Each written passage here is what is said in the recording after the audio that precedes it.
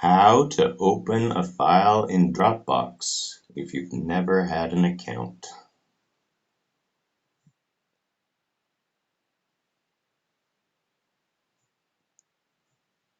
Open your browser. Open a new window. Enter the link. Continue to website.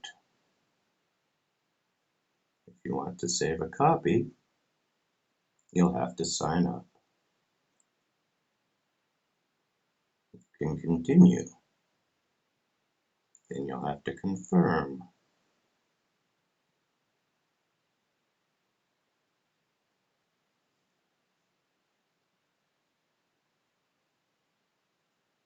You agree.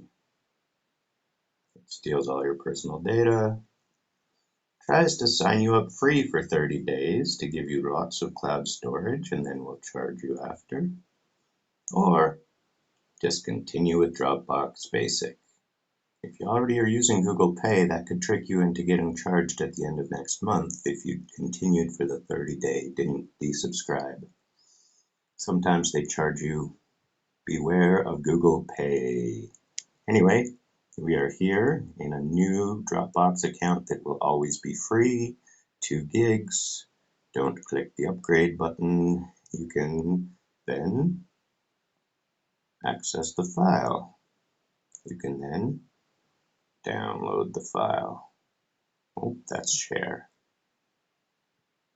You can then download the file.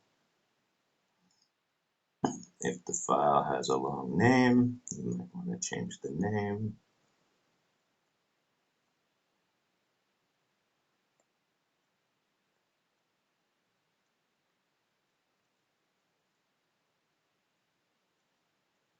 And then it is saved.